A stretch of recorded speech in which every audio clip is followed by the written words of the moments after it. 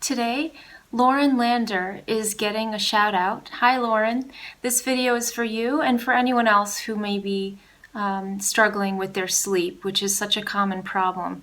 She wanted me to talk about sleep hygiene. So I do have a little bit of experience with this because I used to struggle horribly with my sleep. I feel your pain, Lauren, and I hope that some of what I say will be of use to you and help you out a little bit. So where I need to begin, since Lauren asked me, of course, I need to emphasize something, and that is that as humans, our circadian biology is very important. And in other words, the biological rhythms are critical in dictating the various mechanisms controlling not only basic metabolic function and efficiency, or inefficiency as it were, but also everything from fat loss and distribution, muscle tone, muscle density, liver function, and our sleep-wake patterns. So in order to address the topic of sleep hygiene, we must first begin with our biology.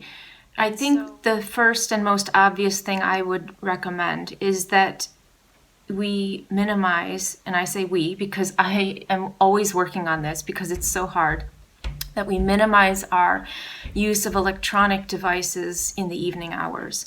So actually discontinuing and unplugging completely is ideal, but I don't do that, if I'm being honest, and I'll be honest, I don't do that. I watch videos and do emails and things well into the couple of hours before I go to bed. So that's not ideal. But what I do and to maximize the melatonin production, because the reason that we want to minimize the exposure to blue light from our devices at night is because that blue light interferes with melatonin production. And melatonin is the hormone in the body that promotes sleep. Going back to the circadian rhythm, that is the hormone that naturally rises. It should rise in the evening to aid your sleep. But because in the modern world, we are all exposing ourselves to so many elements of blue light during the day and into the evening, that melatonin production becomes suppressed. So what I do is I protect my eyes, and I use these. These are, and I'll put them on, they look ridiculous. I know you can get much more fashionable ones on Amazon, which is where I purchased these. I purchased these because they were the cheapest. But yes, you can get definitely more aesthetically pleasing ones, but I don't mind. And I actually like these because they go over my eyeglasses, my prescription eyeglasses, which I also wear at night. So I can just slip these on right over my glasses, which I appreciate. So what these are Uvex work glasses. They're like ultra spec triple UV protection. So they protect from UVA, UVB, and blue light. So they're blue blockers. And so that would be my number one tip, is to start wearing these if you're not already. And I wear these while I'm looking at the computer. I wear them if I'm staring at my iPhone. You get the idea. So it just, anytime I'm exposing myself to that blue light, I protect my eyes. And that helps stimulate and promote the production of melatonin. And melatonin is needed to kind of help the body naturally fall into that sleepiness at the end of the day. So you want that. And the other thing I do personally to promote my sleep hygiene is I have in my bedroom a large window next to my bed. And what I've done, because those blackout curtains don't work in my experience, what does work is I MacGyvered a situation wherein I put foam core, and my mother helped me do this, so thank you, Mommy. We put foam core completely cut to the size of the window pane, and we blocked it that way, and we duct taped the foam core to block out the light, and then I put a curtain, an opaque white curtain over top of that. And so what has resulted from that is that there's absolutely zero light coming in that area, which that window I did specifically there because the location is directly next to my bed. So it was not conducive for me to have that light coming in every night. Even the little amount of light peeking through the gaps, you would be surprised at how much it disturbs sleep. So that would be my number 2 piece of advice, is that make sure your sleeping environment is completely dark. And going off of that, the sleeping environment, the room that you're sleeping in, should be cold. Your bed can be warm, but the environment in the room that you're sleeping in, I suppose it's going to be different for everyone, but for me, my sweet spot seems to be 64, 65 degrees, chilly, in other words. And that is conducive to sleep because the body temperature naturally rises as we sleep, and that can absolutely disrupt sleep, and it does for many people, and they don't realize the cause. And my last piece of advice would be mouth taping. And if you're not familiar with mouth taping, it's what it sounds like, taping your mouth shut. They have specific tapes you can purchase on Amazon that are for this purpose, specifically for mouth taping to promote restful sleep.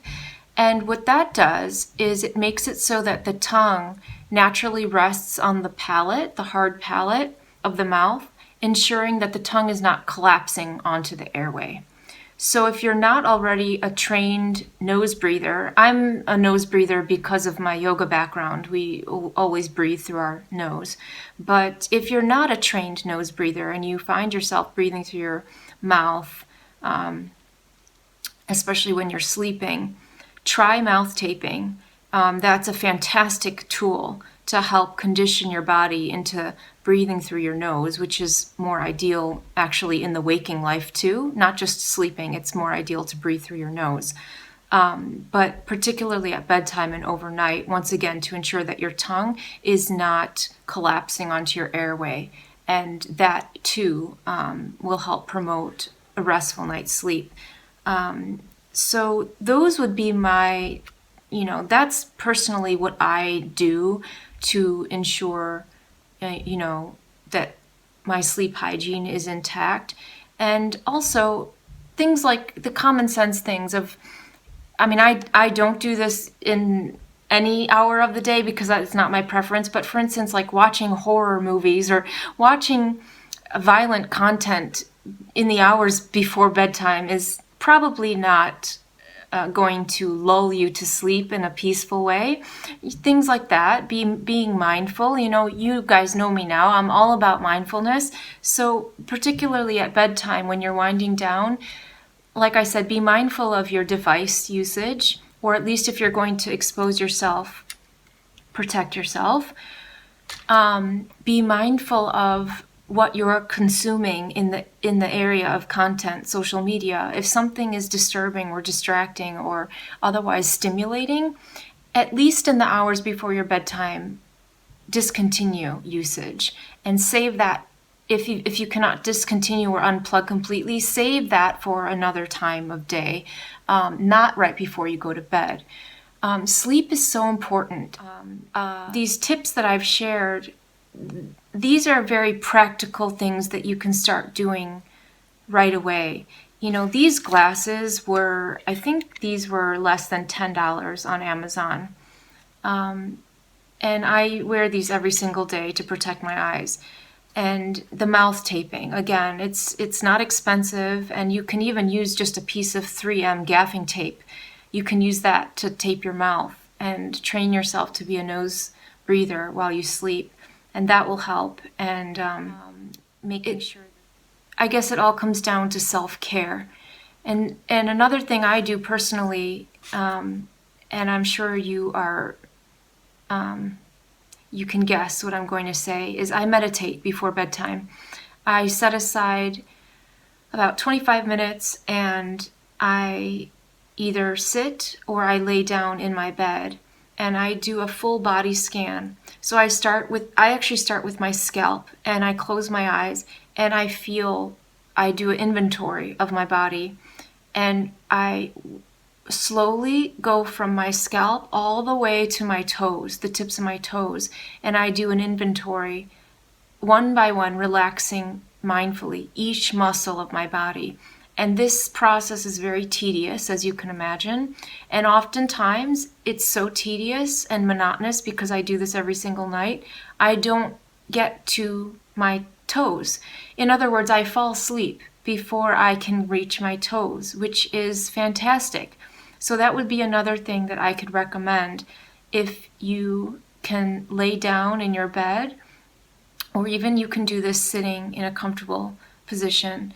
Make yourself very comfortable and close your eyes and start with the top of your head and visually, mentally relax the skin on your scalp, and then move down to your eyebrows, your eyes, your cheeks, your lips, your jaw, your teeth, everything.